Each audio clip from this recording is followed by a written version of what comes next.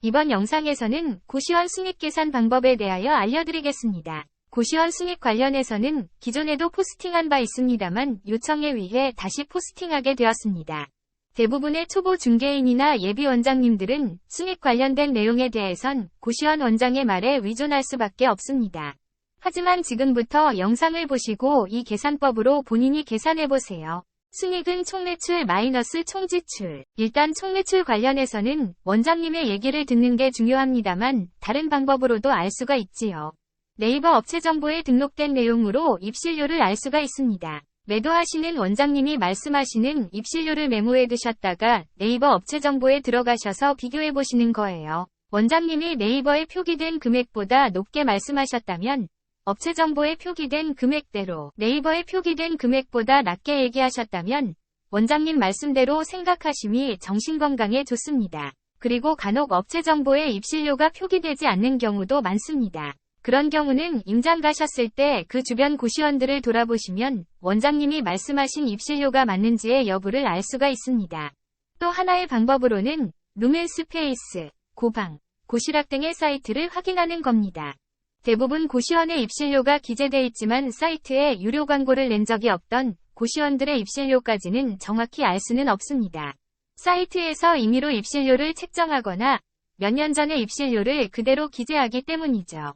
간혹 루멘스페이스에 등록된 공실개수를 실제의 공실개수로 착각하시는 분들도 있습니다. 물론 등록된 공실이 실제의 공실일 수도 있지만 보통 네이버 지도란에 노출하기 위해 만실이어도 예약을 받기 위해 더 많은 공실을 삽입하는 경우가 대부분입니다.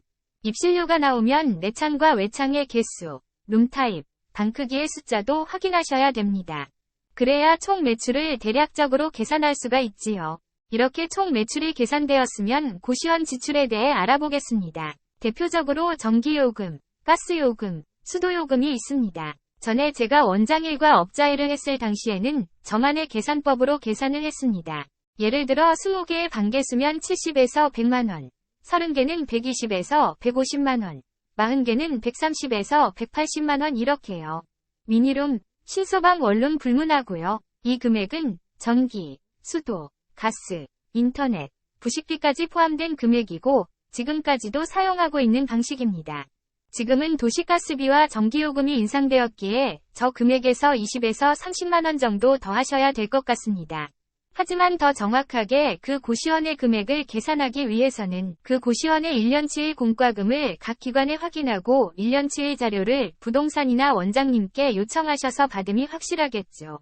각 1년치의 납부 내역서를 12로 나누어 월평균 요금을 계산하고 인터넷과 TV, 전화, 정수기와 CCTV의 렌탈비 확인, 대략적인 부식비를 확인하면 평균적인 월 지출이 계산됩니다. 여기에 임대료, 부가세, 관리비를 정확히 확인하셔서 지출에 더하셔야 합니다. 서울 대부분의 고시원들은 관리비에 공용수도, 공용전기, 계단 청소비 등만 포함해서 관리비가 적은 편입니다만 경기권의 집합건물에 있는 고시원들은 관리비를 추가로 계산해야 합니다. 보통 30에서 100만원의 추가 금액이 관리비라는 명목으로 생기게 되죠.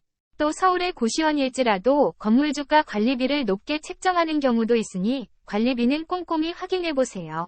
기본 관리비라고 하면 10에서 20만원 사이가 대부분입니다. 이렇게 해서 월순이익이 계산되는데요. 원장님들도 공감하시겠지만 월순이익 600만원으로 계산됐다고 해도 그 금액에서 마이너스 되는 일도 많습니다. 누수, 전기 등등 공사비로 지출되는 날도 있을 테니까요. 그래도 고시원은 여느 창업보다 가장 쉬운 창업이 아닐까 싶습니다. 지금까지 고시원 순익 계산 방법에 대해 알려드렸고요. 다음 영상엔 더욱 유익한 내용을 가지고 찾아뵙겠습니다. 감사합니다.